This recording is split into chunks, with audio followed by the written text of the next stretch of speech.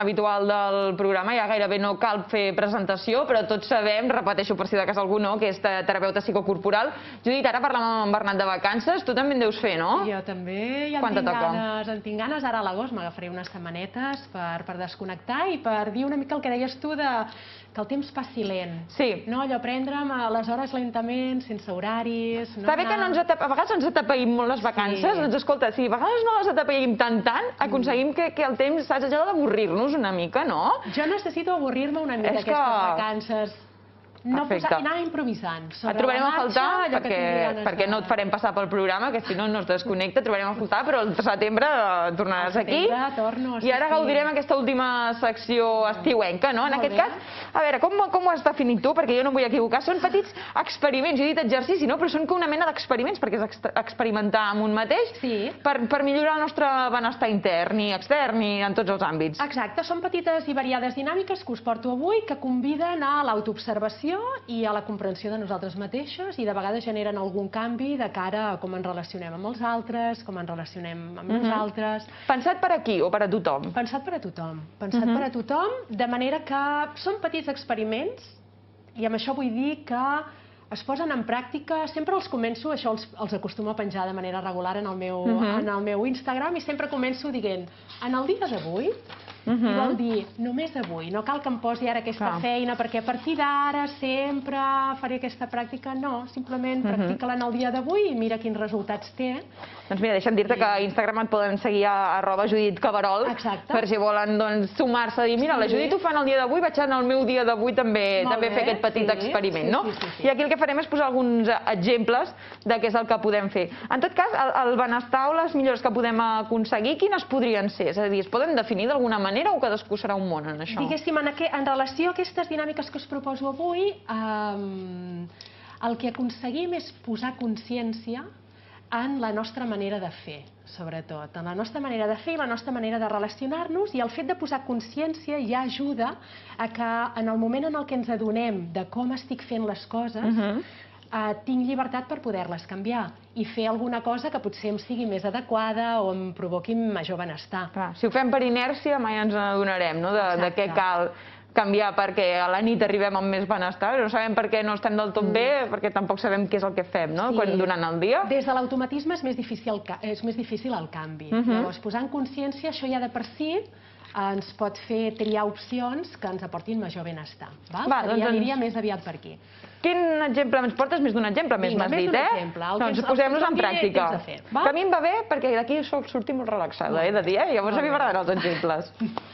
Primer exemple, primer petit experiment, és en el dia d'avui, o al llarg d'un dels dies d'aquestes vacances, poso atenció, poso consciència en totes aquelles situacions en les que jo tinc un desig o una necessitat i l'impuls em porta a fer una cosa i el freno per fer una cosa diferent que senti que està més ben vista socialment, que quedaré millor als ulls dels altres.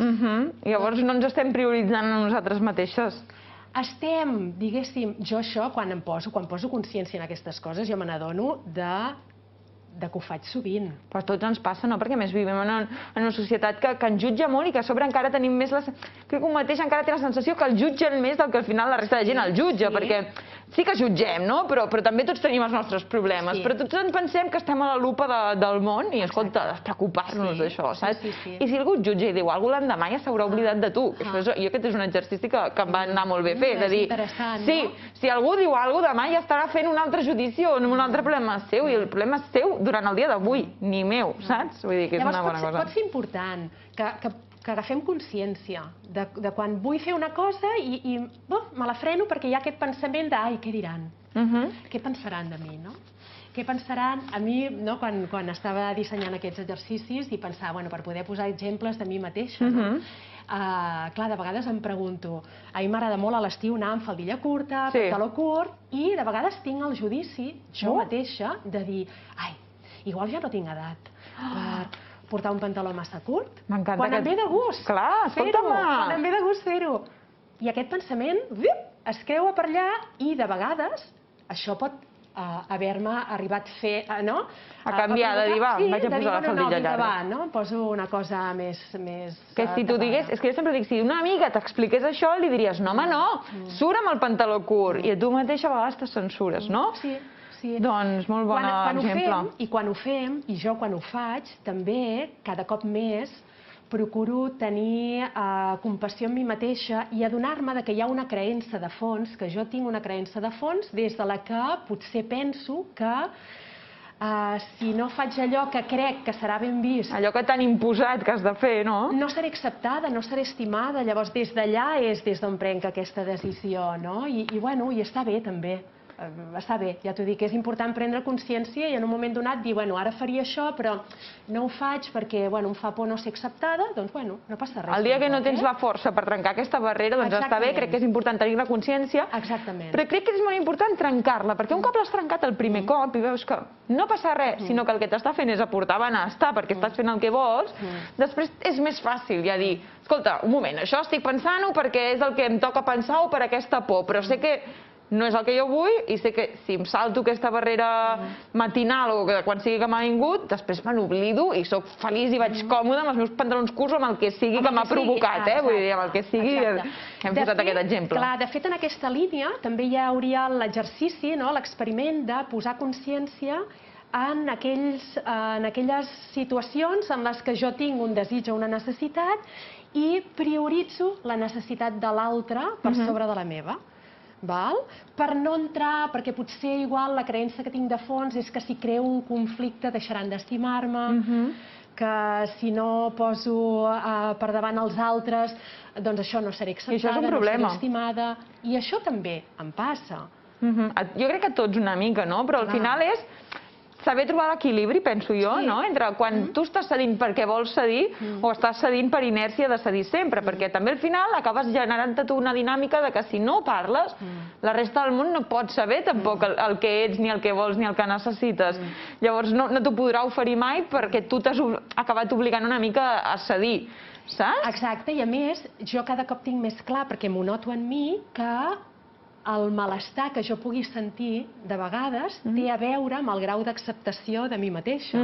Si jo em valido les meves emocions, si jo em valido les meves necessitats, en la mesura que vaig validant-me a mi mateixa, em sento millor i en el fons em relaciono millor des de la seguretat, des d'una posició molt més sana, que et permet relacionar-te millor i també decidir amb qui no et vols relacionar. Una mica, però jo crec que hi ha un problema en general amb això de validar-nos, que per què li donem tanta credibilitat a la resta, tan poca credibilitat a nosaltres mateixos, quan som els qui més ens hem de validar? Que és, no? Cada mà davant del meu judici, el que jo penso és el que m'ha de fer a mi. Jo tinc la meva teoria, però vull dir que no té per què ser generalitzada. Però em serveix. La meva teoria és que, clar, al final naixem necessitant, clar, quan som nadons necessitem sí o sí els altres, els pares, la família, sentir-nos pertànyer a la tribu. Clar, som éssers socials, sí, està clar. Perquè quan naixem ens construïm des de la mirada de l'altre, jo m'he construït des de la mirada de l'altre, llavors això és el primer que jo aprenc, d'alguna manera. Llavors, clar, potser en la mesura que vaig creixent i em vaig fent adulta, segueixo buscant aquesta mirada de l'altre. Faltaria potser aprofundir en l'educació, en aquest trencament que hem de fer. Doncs fins ara hem arribat fins aquí, però ara em toca a mi explorar, conèixer-me i, per tant, validar el que jo vull fer, no? Per mi seria important que aquests temes s'anessin tractant en profunditat. En general, l'educació emocional ara se'n parla més, però no n'hi ha. Hem crescut la majoria d'adults, que ara mateix som adults, no hem tingut ni cap mena d'educació emocional ni en molts altres àmbits que ens hagués fet falta. Però bé, com també notem aquestes mancances i som capaços de verbalitzar-les, potser gràcies a consells com els teus, som capaços de fer aquest canvi i que els que pugin tinguin aquesta educació que ens ha mancat a nosaltres. I si no la reben a l'escola, doncs és important que els adults la puguin adquirir a través de professionals com tu i transmetre a les generacions que pugen. Per tant, el canvi és possible, és començar nosaltres mateixes a fer-ho. Estic convençudíssima i en això soc super optimista. Bueno, clar, a més tu convius amb gent amb ganes del canvi, no? Perquè és la teva feina, ajudar a donar les eines perquè aquesta gent pugui canviar. I en el fons, l'anem buscant, d'alguna manera anem buscant tots aquest camí, de vegades sense ser-ne massa conscients, però anem a la recerca d'això i de vegades el que passa és que la vida ens dona, ens posa en un sotrac molt gran, que és el que ens obliga a buscar el camí que necessitem. A fer aquesta revisió. Quin altre exercici ens portaves? Un altre exercici seria, que aquest també, jo quan em fixo en mi, també veig que el faig sovint. Que tots, jo crec que tothom s'hi fa, sincerament, l'exercici. Jo no, vull dir que jo us porto les dinàmiques i me les... Perquè ets humana i et poses el teu exemple, però... És, també, dir, durant el dia d'avui o en algun dia durant les vacances, fixar-te en totes aquelles vegades que durant aquell dia vols demanar alguna cosa a algú i no ho fas de manera directa i clara, sinó que ho fas a través de la manipulació. I per manipulació m'estic referint a quan dius alguna mentida, quan afalagues l'altre, quan fas xantatge, quan fas preguntes indirectes. Saps allò de, no sé, ara em ve un exemple així molt banal, que seria, doncs jo em ve molt de gust menjar-me un gelat, i en lloc de dir-te, Nausica, em ve de gust menjar-me un gelat, anem, et pregunto, que no et ve de gust anar a menjar un gelat? No t'agradaria? No? I porto cap a tu una cosa que és meva. Clar. I et responsabilitzo tu que em contestis la pregunta. Jo crec que no és que sigui una manipulació conscient, però trobo que passa molt i que es diu molt per... Mira, es parla molt en les relacions de parella, això, i crec que és una cosa que tothom hauria de ser conscient, perquè si no, no vas enlloc, o almenys no serà prou sana la relació, o no ho serà tant com podria ser, que és esperem en general que l'altre endevini les nostres necessitats i que amb un comentari tipus aquest de per què no anem a fer un gelat o alguna cosa encara més subtil, l'altre com que ens coneix sigui capaç d'endevinar què vol i si no ho endevina el culpem. Ostres, no, demana-ho i si ho has demanat i no et fa cas, culpa'l per no fer-te cas si és que t'he sentit culpar per no fer cas i no pots anar tu sol a fer un gelat, en el cas que ens ocupa, no?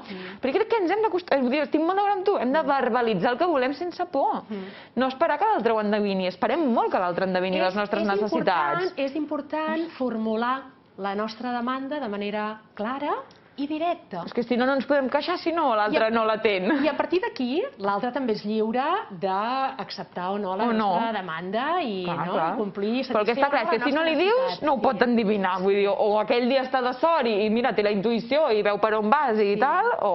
No només això, sinó que som que en aquest punt, clar, una mica complexa, no?